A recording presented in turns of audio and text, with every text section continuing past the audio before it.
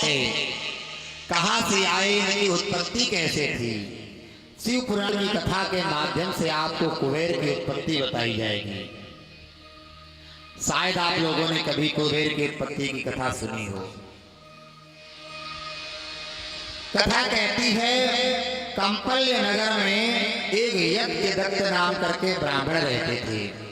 उनका एक बेटा था जिसका नाम था गुणनिधि।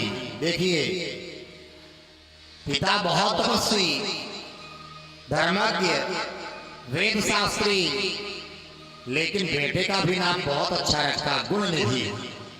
सारे गुण विद्यमान हो ऐसा बेटा। लेकिन वह बेटा कैसा हुआ, अपने ब्राह्मणों का ही अपमान करने वाला। ब्राह्मण का तो है लेकिन ब्राह्मण की ही बुराई कर रहा है। वेदों को नहीं मान रहा है। वेद घर में रखे हैं पर वेदों की बात नहीं मान रहा है। माला रखी है पर माला कर रही रहा, वेद माला के महत्व को नहीं जान रहा है। आज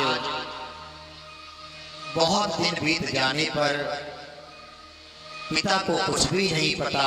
वो समझता मेरा पुत्र गायत्री करता है, भगवान की पूजा करता है। वो तो भजन संध्या में पिता चला जाता है।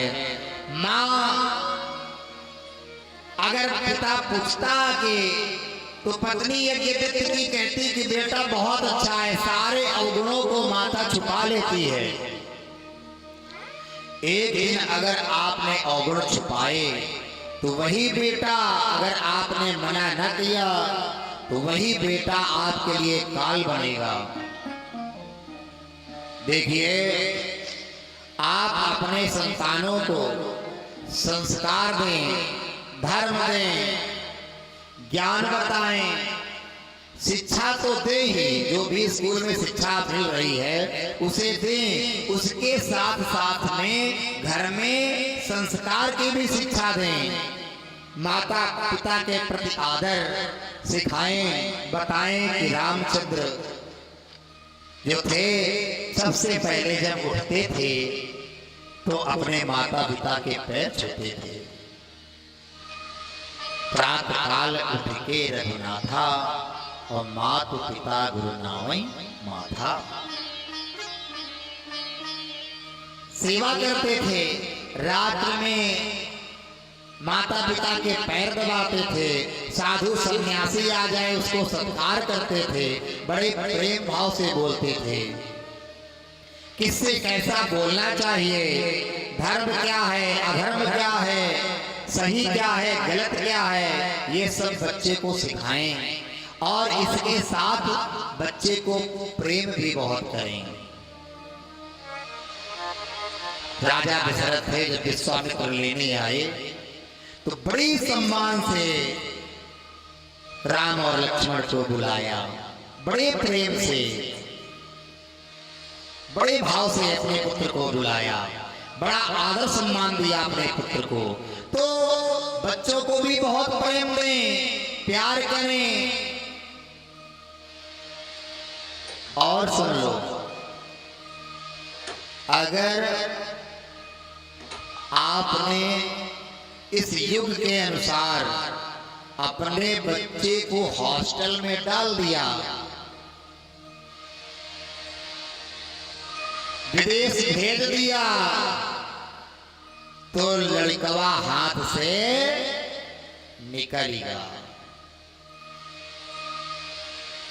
फिर आपको क्या करेगा? आपने अगर अपने बच्चे को हॉस्टल में डाला तो वही आपको वृद्धा आश्रम में डालेंगे, क्योंकि माता और पुत्र का प्रेम ही नहीं है, सोच ही नहीं रहे हैं। पुत्र जानता ही नहीं है कि मातृत्व क्या है, माँ क्या है, पिता क्या है।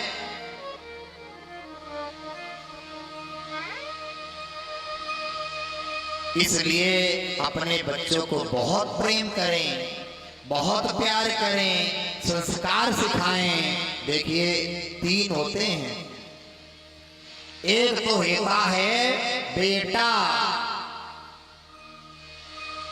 क्या होता है? बेटा। बेट देखा? बेट।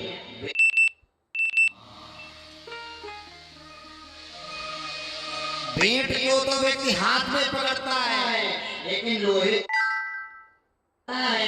अपनी बड़ाई जय जयकार सुन ले और पिता की बुराई कर दे और उसकी जय जयकार हो जाए तो वो है बेटा।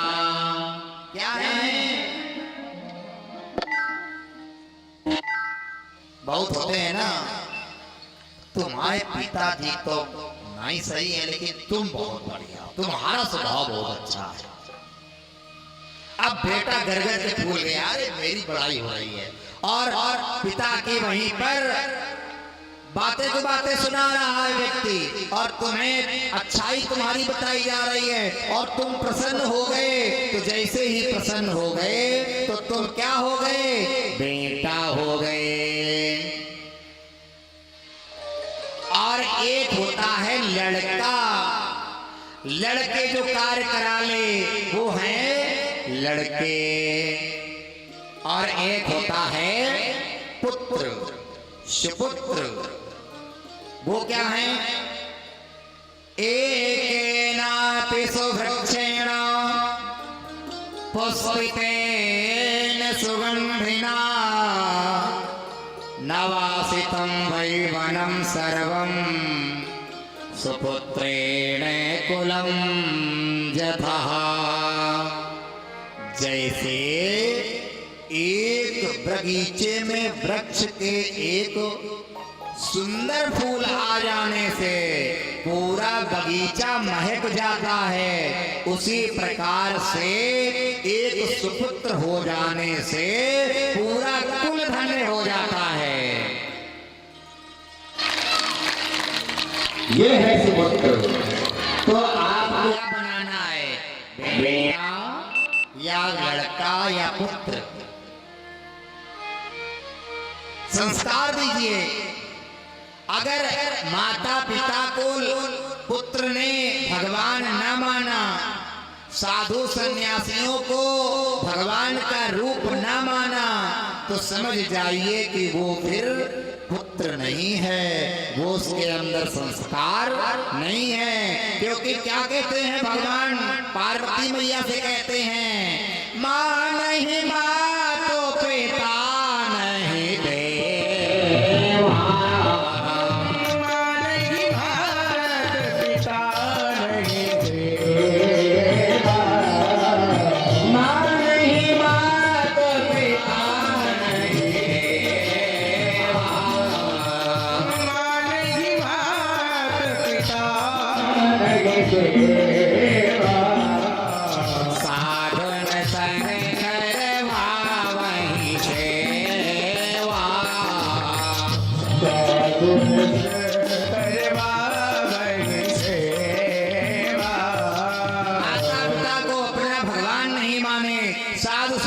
सेवा करा ले तो पता कौन है वो कौन है? ना बेटा रहे, ना तो पुत्र रहे, ना तो लड़का रहा, फिर वो क्या हो गया? कहते अरे उमा, अरे भवानी, अरे पार्वती, जिनके ये आचरण भवानी, जिनके आचरण भवानी, राक्षस मानो तुम प्राणी, राक्षस मानो तुम प्राणी। क्या है वो राक्षस? सींगे नहीं है, काली काली आंखें नहीं है, पूंछ नहीं है, लेकिन है वो धरा पर राक्षस। क्योंकि हर माता पिता का एक सपना होता है, मेरी संतान आगे चल के मेरा ध्यान दे। संतानों व्यक्ति क्यों करता है? जान रहा है जीवन में जाना है, लेकिन एक जो सृष्टि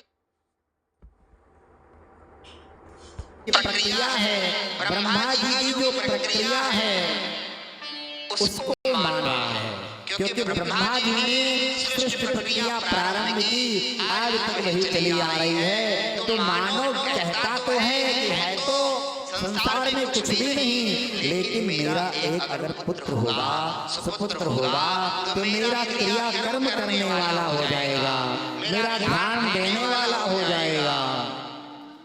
लेकिन पता है आज पुत्र नहीं क्रिया कर्म कर रहे हैं, आज पुत्री क्रिया कर्म कर रही है।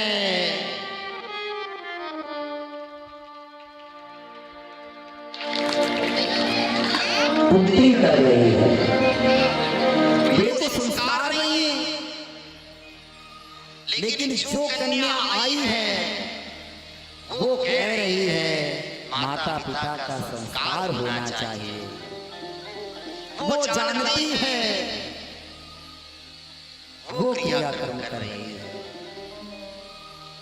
एक स्त्री दो घर को देखती, बेटा एक घर संभाल नहीं पाता है, बेटा एक घर का ध्यान नहीं दे पाता, बेटा एक अपनी माँ बाप का ध्यान नहीं दे पाता है, और एक स्त्री होती है वो दो दो माता पिता का ध्यान रखती है। ये स्त्री है। मायके में भी ध्यान, वहां भी माता पिता मेरे अच्छे, ससुराल में भी माता पिता की सेवा करे, वो विशाल हृदय वाली स्त्री है। इसीलिए उसको नारी शक्ति कहा जाता है, क्योंकि अगर शक्ति चली जाए, अगर स्त्री ना हो तो क्या कहते हैं, शक्ति गई तब मन पे छिपायो। इसीलिए हमारे भारत में, सनातन में अपने बच्चों को बताएं कि यत्र नारस्त्र पूजन्ते रमन्ते तत्र देवता, जहां नारी की पूजा होती है, जहां शक्ति की आराधना होती है, देवता वहीं वास करते हैं। शक्ति गई तब मन पछतायो।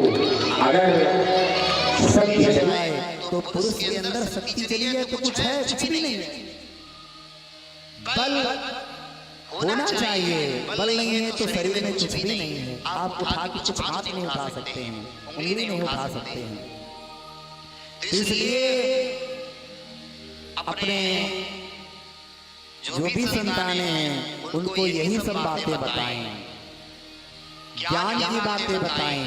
एक बार रामचरितमानस जरूर पढ़ा दें, जिसमें भी चाहे कोई अंगूठा टेक हो, उसने कभी वेद ना पढ़े हो, शास्त्र ना पढ़े हो, पुराण ना पढ़ी हो, लेकिन जिसने भी एक बार रामचरितमानस पढ़ ली तो शंकर जी कहते हैं कि हे पार्वती, फिर उस व्यक्ति का कल्याण हो जाता है, उसको सारे ज्ञान मिल जाते हैं। ये रामचरित है, हमारे जीवन का चरित्र है, आपके जीवन का चरित्र है।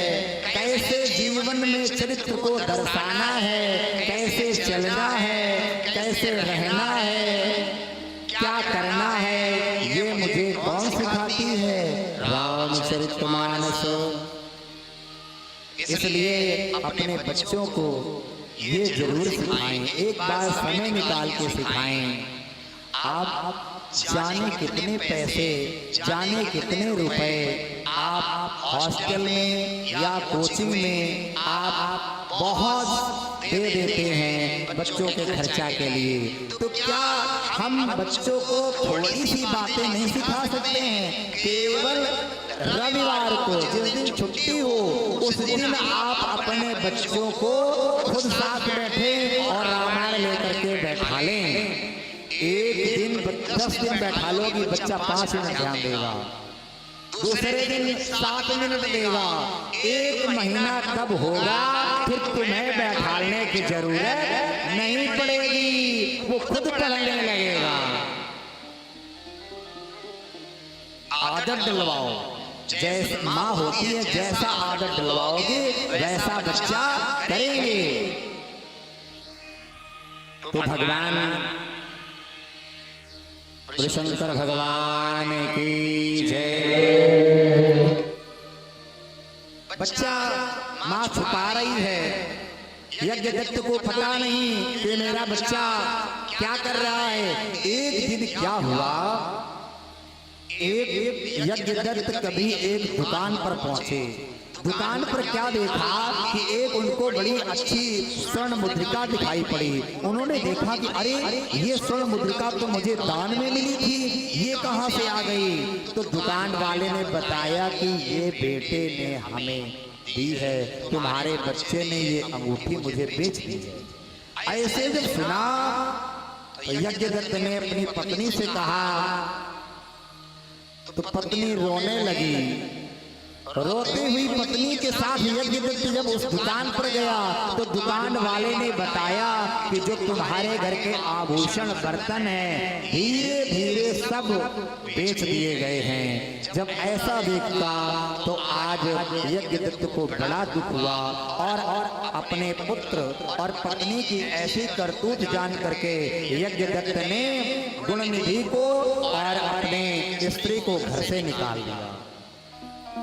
एक बार यज्ञदत्त का पुत्र गुणनिधि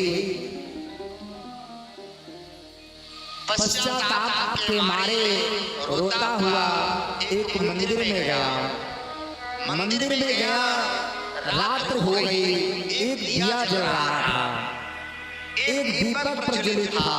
देखा कि बहुत उसकी बाती छोटी हो गई है, अब ये दीपक बंद हो जाएगा, शिव मंदिर में अंधेरा हो जाएगा। तो उस गुणनिधि ने क्या किया, अपने कपड़े से फाड़ करके, अपने वस्त्र को फाड़ करके बाती बना करके उसमें लगा दी और दिया अपना प्रज्वलित हो गया। और अंततः गत्ता उसी दिन उस आज बेटे को मृत्यु प्राप्त हुई। जैसे ही मृत्यु प्राप्त हुई, यमराज के दूत भागे, वैसे ही शिवगणों ने क्या किया, उन यज्ञदत्त के पुत्र को आज जैसे ही यमराज के दूत ले जाने लगे तो शिवगणों ने मार मार के भगा दिया कि ये इसने दिवाले में प्राण त्यागे हैं, इसने शिव के दर्शन किए हैं, इसने भगवान शिव के मंदिर में दिया जलाने का कार्य किया है, इसलिए तुम इसे ले जा नहीं सकते हो। गुणनिधि वही अगले जन्म में कलिंग देश का राजा अरिदमन हुआ। अरिदमन केवल भगवान के मंदिर में दिया जलाता था और कोई काम नहीं, केवल मंदिर में दीपक जलाना। समझ लीजिए, एक मंदिर जला दीपक जला दीजिए, क्या दिक्कत है। एक व्यक्ति था भगवान पर घी जलाता था लोटा भर, एक व्यक्ति था रात में दिया जलाता था, तो लोग अच्छे से दर्शन करते थे, दीपक में उजेला हो जाता था, दर्शन करने में कोई दिक्कत नहीं होती थी। तो घी वाले को कम पुण्य मिला, जो दिया जलाता था उसको बहुत पुण्य मिला, क्योंकि उसने ऐसा कार्य किया कि 100 लोग मंदिर जाने लगे, किसी को कोई दिक्कत नहीं होने लगी। अरिवर्धन नाम हुआ, नाम दीप जलाया करता था। और उसके बाद दूसरे जन्म में जो दम नाम का राजा था वही हुए कुबेर। उन्हीं का नाम कुबेर हुआ। कुबेर जी ने वही काशीपुरी जो नगरी थी शिव और शिवा, उसमें 10,000 वर्षों तक दिखाए कि तप किया। तप करने के बाद भगवान माता पार्वती जी सहित प्रकट हो गए